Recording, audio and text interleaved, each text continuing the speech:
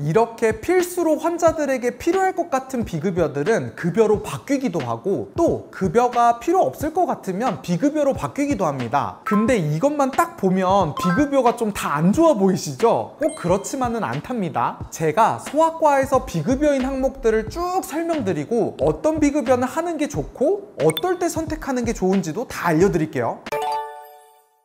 안녕하세요. 표쌤의 친절한 진료실의 표진규 원장입니다. 소아과에 갔는데 되게 무섭게 비급여 동의서 받으면서 사인하라고 해서 이게 뭐지? 하셨던 분들 있으시죠? 막연하게 비급여는 나쁜 거, 비싼 거인 것 같은데 왜 자꾸 권하지? 이런 생각 하신 분들도 많으실 거예요. 소아청소년과에서 많이 시행하는 비급여 항목이 어떤 것들이 있는지, 어떤 비급여는 하는 게 좋고 또 어떤 비급여는 하지 않는 게 좋은지 제가 쭉 다 알려드리겠습니다. 아마 이런 영상은 제가 처음이지 않을까 싶은데 제가 잘 한번 정리해 드릴게요. 바로 가시죠. 먼저 요 비급여가 뭔지 모르시는 분들이 많더라고요. 간단하게 설명하면 급여라고 하는 것은 의사가 처방하는 검사나 약, 수액 중에서 나라에서 비용을 도와주는 진료 항목입니다. 그래서 요 급여 항목은 환자가 본인 부담금 일부만 내면 되고 나라에서 일부를 지원해 주는 것입니다. 반면에 비급여는 모든 금액을 환자가 다 부담을 하고 나라에서 지원해 주는 금액은 없는 진료 항목을 말합니다.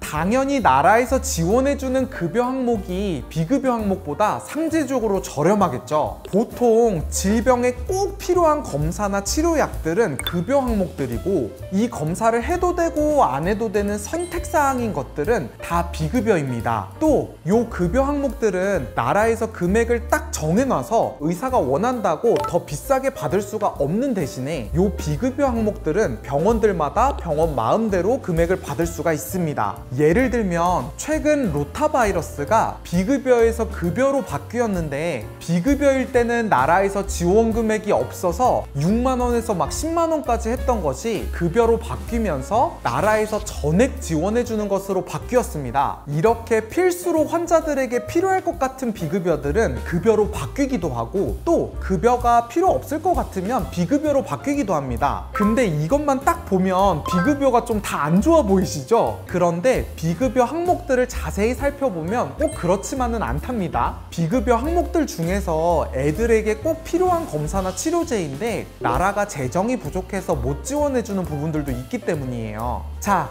이제 소아과에서 시행하는 대표 비급여 항목들을 알아보겠습니다. 제가 소아과에서 비급여인 항목들을 쭉 설명드리고 어떤 비급여는 하는 게 좋고 어떨 때 선택하는 게 좋은지도 다 알려드릴게요.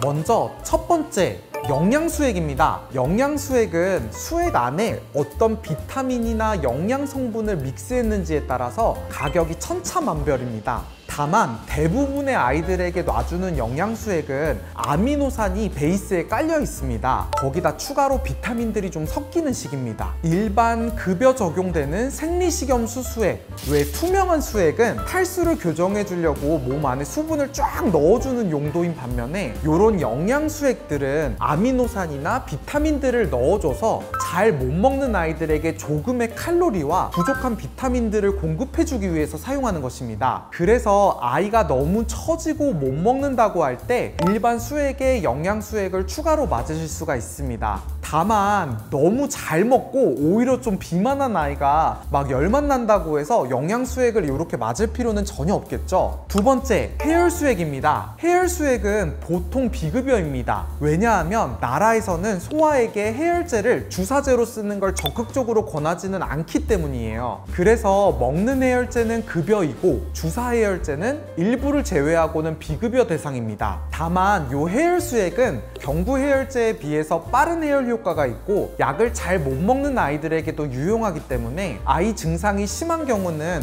부모님의 동의를 얻고 이 비급여 해열제를 처방하는 것입니다. 아이가 너무 고열이거나 열성 경련 과거력이 있거나 아니면 이미 다른 수액을 맞는 김에 해열 조절을 좀 하고 싶다, 이러면 비급여 해열수액을 고려할 수가 있고, 그 외에는 모두 급여인 먹는 해열제를 추천합니다. 세 번째, 비급여 예방접종들이 있습니다. 경피용 BCG, 수막구균, 수두 2차 접종, 일본 내염 생백신 이모잽 등이 여기에 해당됩니다. BCG는 급여인 피내 BCG가 있고 비급여인 경피용 BCG가 있는데 급여인 피내 BCG가 접종력에는 더 좋습니다. 예방접종 지침서에서도 급여 피내 BCG를 권합니다. 대신 피내 BCG는 관리도 힘들고 주사 놔주는 의료인의 기술에 따라서 접종력이 좀 달라질 수 있어서 취급하는 의원과 병원이 많지가 않습니다.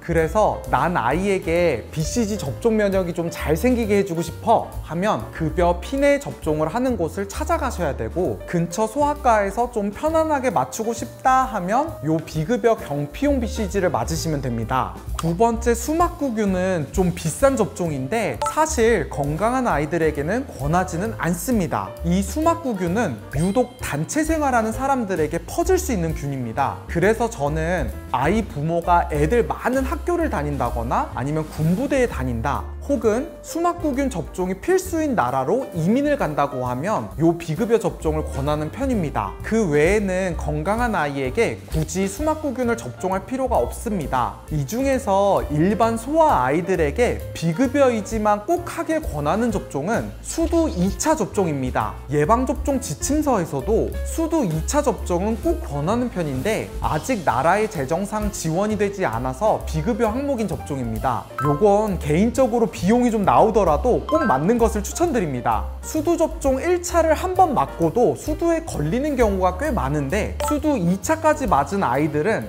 예방률이 한 98%까지 올라갑니다. 요 일본 내염 생백신은 4백신이 주사를 5번이나 맞아야 되다 보니 2번만 아이에게 맞추고 싶다고 할 때 비급여로 선택하실 수가 있습니다. 예방접종 지침서에서는 아직 비급여 생백신 일본 내염을 추천하고 있지는 않습니다. 네 번째로 소아과에서 많이 하는 비급여 항목, 호흡기 바이러스 PCR입니다. 이건 아이가 열이 날 때 그 원인균을 찾아주는 검사입니다. 모든 열 나는 아이들에게 원인균을 다 찾을 필요는 전혀 없고, 폐렴이 진단된 친구들이나 아니면 열이 너무 오래 나는 아이들은 이 검사를 권하는 경우가 있습니다. 폐렴의 경우에는 원인균에 따라서 예후나 치료 방법, 합병증 등이 다 다를 수가 있어서 폐렴인 경우는 시행하는 것을 추천합니다. 반면 코로나나 독감 검사도 비급여 검사인데 조금 진료 볼 때 팁을 드리면 항상 열날 때마다 코 검사를 할 필요는 전혀 없습니다. 뉴스나 주변에서 독감이나 코로나가 돈다고 하면 그때 비급여로 검사를 시행하시고, 독감, 코로나가 돌지 않는 시즌에는 굳이 걱정해서 요걸 시행하실 필요는 없습니다.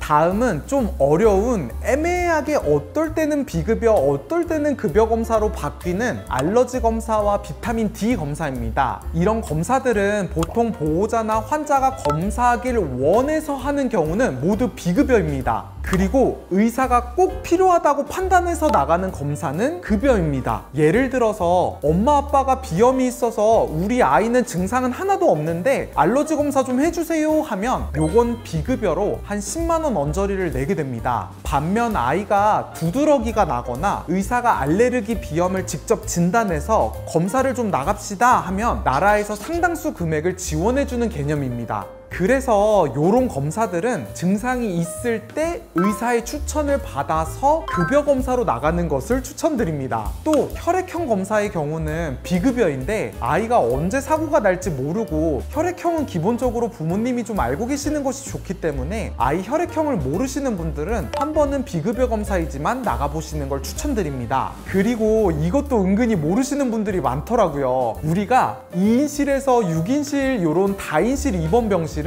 급여 적용이 돼서 나라에서 금액을 일부를 지원해주고, 1인실은 병실이 전액 환자 부담입니다. 그래서 아이가 입원할 일이 있는데 다인실에서 감염병에 옮을 게 걱정되시고 주변에 소음도 좀 걱정돼서 1인실을 원하신다면 이건 비급여 상급 병실을 선택하게 되는 것입니다. 자, 제가 한번 쫙 정리해드리면 소아과 의사로서 꼭 추천하는 비급여 항목은 수두 2차 접종, 그리고 혈액형 검사 정도이고, 가능하면 비추천인 항목은 수막구균 접종, 일본 내염 생백신, 비급여 알레르기 검사입니다. 나머지는 상황에 따라서 보호자분들이 선택하시면 되겠습니다.